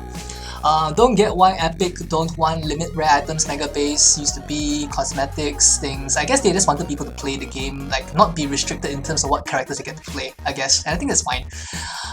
Drops 100% to be grind. Yes, exactly. Yeah, not 100%. Good. Having a percentage-based loot. Maybe not X number of groups, but a time deadline like Frostnite banner. Yeah, possibly like that as well. Should definitely check out Warframe, just saying. Destiny's last raid, you did the first 24 hours to get a unique emblem, weren't prepared to form a group, you know it'd be blah blah blah, downline, nope, yep. Other than your PL banner, yeah, correct. Then you could try implementing seasons and save the world grant rankings, which take a lot of consideration, higher power levels, reset at the end of season, yep. Division 2, good setup, you can share item. Period of time. Yeah, like for bind and picker items, right, you can basically like pass it over to people. Also, I think they're having it in games like World of Warcraft as well, yes. Binding schematics to players would quell the trading annoyance, yes. What about the PR131 asking his or wanted for a schematic they haven't leveled up yet to see if they like it? They can't use it. They won't be able to do it. Idea of an endgame, what are you expecting? Hence why you're not impressed. Should be locked to a certain skill, way down players. Weapons should just have PL requirement. Yeah, exactly, Mimik. Exactly. There needs to be a PL requirement. Like a level 1 should not be able to hold a level 50 weapon. Just saying. Repurpose the SSD following test dummies. Yep. Subflux. All drops should be mission consumable. Mission ends, the weapon returns to the crafter just as the defender weapon shoot. Trading with ended right there. Yeah. Enable friendly fire so you can shoot plebs annoying. Oh jeez. Alright. Caught up with chat. Alright. So possible solutions. So these are some of the things that I was thinking of also, which are what I'm actually expecting. So in terms of what I think might be happening for patch 9.0, yeah, I'm hoping that it's going to be like, this is just me being super you know, like I really hope that it's gonna happen, but I don't think it's gonna happen. But like in terms of what I'm expecting specifically is yes, endless scaling husk. That's my base expectation. We're just going to be having the SSDs, and we are going to be able to fight husks that increase in PL over and over and over and over and over again. And even though they are saying that it's endless, I will probably be I think we'll probably try to push, you know, we will push. We will push to see how far it goes. Yeah, if they claim it to be endless, I want to find an end. I want to keep pushing until the point where the game either breaks or the husk level stops to increase. Because we know that was what happened previously when they were like, yeah, this is an endless mode. No, it wasn't endless mode. We found the end, right? So that's what we want to do. Alright. What else? Were there any unique rewards? Okay, so this is basically like the conclusion part, yeah? Were there any unique rewards pushed higher? Alternatively, alright, so this is the other part that I was also proposing, that I was also wanting to propose as well, right? I think we were talking about this quite a lot, yeah? A Save the World exclusive creative mode, alright? Where the Storm Shield itself serves as a hub. So when the Storm Shield is not being used for combat, then it kind of turns into this like creative mode kind of like hub, you know, where you have all your portals available and shit like that. And then those portals, when you step into it, you know, is going to be where we will be able to come up with our own map creations, our own scenarios and shit like that. Basically give us a map editor, kind of like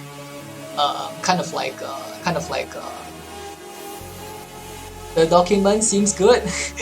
Sushi, you finally went through it. Feels good, man. Thank you, Sushi. Yeah. Anything that you would like to add as well? You want a mission mode where you launch into a city and you get 30 minutes prep time to load in, no massive schematics, you can build, trap, demolish whatever, endless wave AI, survivor mode, yeah. That would be great, Frost. That would be absolutely great. That would be kind of like Frostnite, isn't it? Except it's endless. Yeah. It's kind of like Frostnite, right? Where you load in with absolutely nothing and then you have people go out and harvest and then you prepare a defense, yeah. That would be like Frostnite, pretty much. Except without an end, right? And then seeing how long you can last depending on how your resources hold up. And that was what I thought that Frostnite would be actually. You have gripes about the format and the coherence, but the key points are more than sufficiently covered. Yeah, about that, Sushi. Feels bad, man. Maybe we need a Sushi to help clean up clean up our thought processes and stuff like that. Like, you guys know me, I'm not a very organized person, chat. I'm not a very organized person. I mean, like, just look like behind me, you know, look at my table, yeah? It's a whole freaking it's what I like to call an organized mess, kappa. Like, the main things are there, what I need is there, it's just that it's kind of all over the place. Feels bad, man. No objective to defend and you are the objective? Right, that'd be pretty cool. Remember when you saw an Epic's gameplay of Frostnite Endless Mode and your hype turns out it was 241.50? Yeah, pretty much, Lux. Like, we were all looking at the screenshots of the early gameplay, right? And then it said over there endless mode, and I was like, oh fudge, yeah, that's the kind of shit that I want, right? Like, because the thing is that for a true endless mode, right? For a true endless mode, what's going to happen is that everybody fails. That's the beauty of it. Everybody fails. But the thing is that how far can you go before you fail? Right? And obviously, the further you go, the more points or whatever it is, the bigger your PP grows. Right? The bigger your PP grows, the longer you survive. Right? That's kind of like the whole concept of these like endless modes, isn't it? How long can you survive? How many waves can you survive? And that's going to be your high score. Right? So that was like the attraction for me, you know, and yes, although there are some pros and cons for this kind of thing, like true endless modes are basically not good for people who don't have a lot of time to play. That I will agree. Right, so with regards to that, you know, I don't really have anything or defense for that particular part where it's like, you know, but if the defense goes on for 4 hours, 5 hours, you know, like I don't have enough time to play that kind of long hours and stuff like that, sure. Alright, perhaps make it like, you know, like what Frostnite was, right? See, the way I looked at it is that if they had made it in such a particular way where, I mean, this is just going back to what I'm talking about, you know, about like the floor launches and shit like that. If they basically either, number one, make it such that floor launches are unable to deal the damage that they can do right now. So a little, what do you call that, happy compromise would be that they would make us fight in an enclosed environment where husks cannot be shot up high enough for them to be taking gravity damage, number one. Number two, change the impact guard on the husks themselves to scale with their level. So the higher level that they go, the more or a lot more impact is going to be needed to send them flying. Because it makes absolutely no sense if the first or second floor launcher is tossing them, you know, 20 feet into the, like 20 stories into the air, yeah, dropping them down and taking 95% of the health total damage. So if that's the case, then we would literally be sitting there seeing husks being bounced about, right, for like 4 or 5 hours, you know, and that's not fun, right? So if we actually made it such that this was being taken out, and your defense and how you scale your defense, you know, and what kind of traps you put in it, as well as what kind of heroes you choose to build as well, and how well you work together with your teammates, and what kind of weapons you choose to use, and all these things, right, and how quickly you can resource as well, all these factors and team play and everything packed in together, then turn into a true game mode, right? They don't necessarily even have to scale it as quickly as they did in Frostnite, because I'm pretty certain, like I mentioned before, yeah, if they scaled it as quickly as they did in Frostnite, a lot of people would die, and they would die very quickly, right? They will all die, right? So yeah. Okay. You can go as long as the Epic servers allow you to. Oh my god. Sup, Haddix? Servers would fail before we failed though. Everybody fails, such a pessimistic point of view. Let's just say everybody learns from the error. Yeah. Like Tetris, bad idea, now we all failed. Sounds tedious to just remove floor launches from the game. Feels good, man. Enclosed environment wouldn't be that bad of terrain. Shut down, save the world, give a full beaver. Guys. This means Lobber and Splingers can't arc the throw. You could disable an impact or two on the floor launchers. Yeah. Like the idea of the PL on the guns. Completely tight the PL. Don't know if I completely agree to either not being able to drop guns at all. Reason I personally don't agree that part, especially because I like because of how you in this place you work with each other, leveling up different weapons, traps, give weapons credit where they need to craft it. So yeah, sports. With regards to that, right?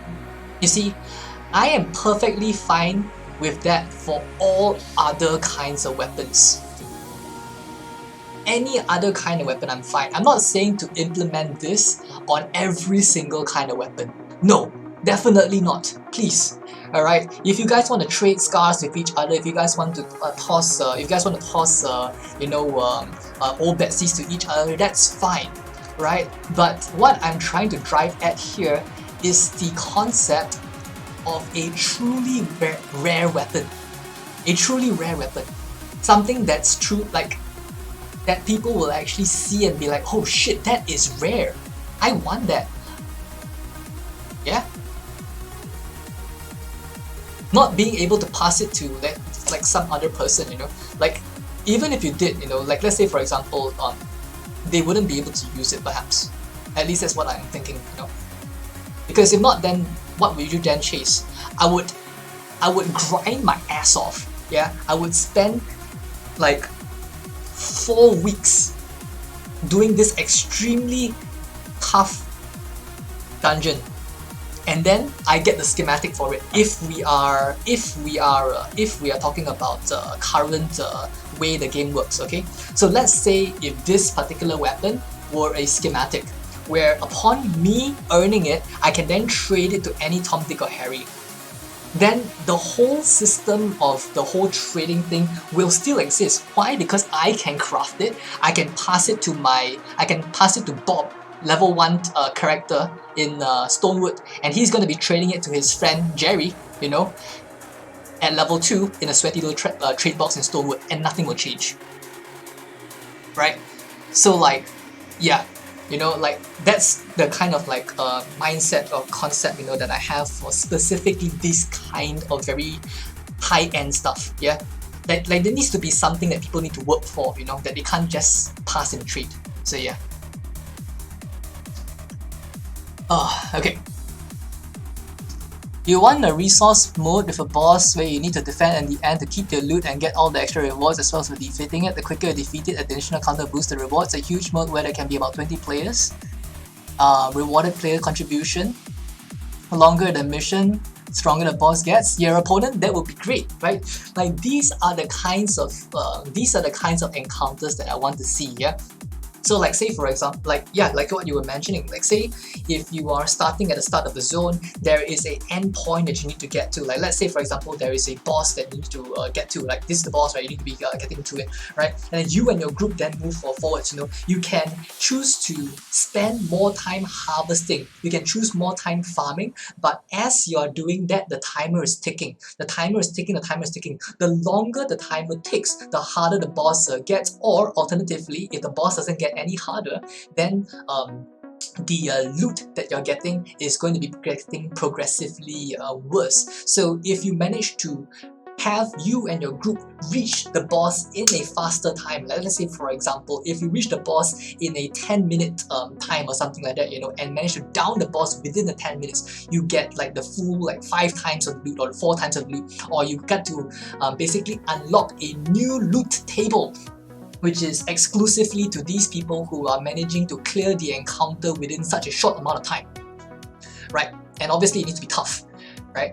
Whereas if you want to be having a more safe, moderate kind of gameplay, you get there in like 15 minutes, 20 minutes, you know, but you know, consequently your loot will decrease, you know, that kind of thing. Yeah, I agree, opponent. That's the kind of stuff that I'm looking forward to be having.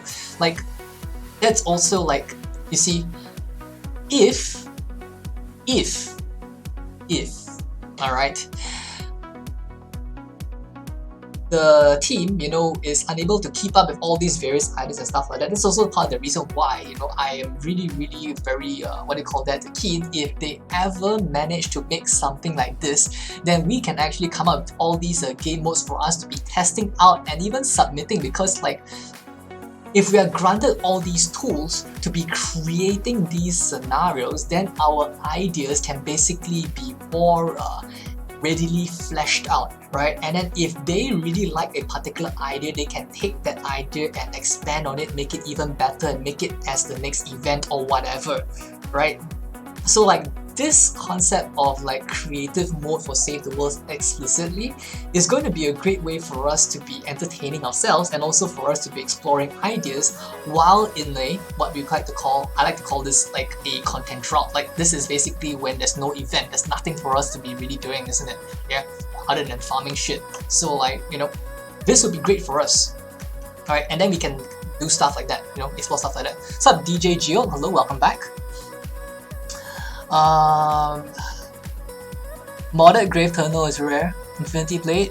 So this is this idea would just be for a few guns that you would get to complete the content to get. Yes, correct. Sports. That'd be correct. Aluan, the ultimate trader. Get out of here, Sushi. Feels bad, man. Alright. Like Warcraft, bind and pick up legendary ribbons. Correct. Alcoholic Gaming. 100% correct.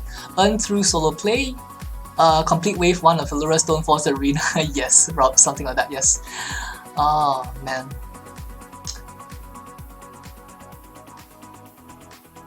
Someone just XP boosted me and said I'll be AFK, please don't report me.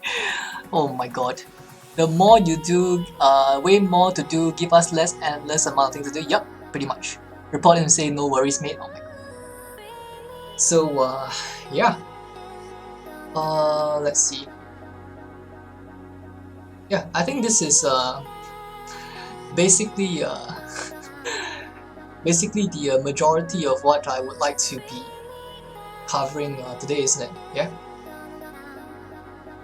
The SSDs as hubs and stuff like that, we've basically covered that as well already. Being able to farm our own herbs and flowers, and having the NPCs themselves. Like imagine what do you call that? What's the name? Clip, you know, and Lars and stuff like that. Like each of them will be having their own individual areas. You can like walk up to them and check on your research directly, or go up to her and be like, I can access my armory directly from her and open up the menu from there. You know, like if you want to do a mission, it will be like a mission table, a command center table or something like that. You go down there, you can select the missions. You can have your friends, your teammates, your people who are loading in, who actually load in directly into your SSD first, and you can hang out there, that kind of stuff, you know? So yeah. You joined a mission last night and some guy was like AFK for a few minutes, be right back. You said okay, bye, and left. Seems good.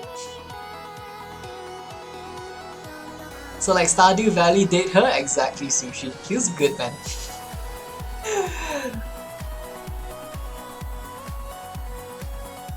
Alright. Stardew, by the way, Poggies. Alright. So I think we basically covered most of what we wanted to cover already. So do you guys have anything else that you guys want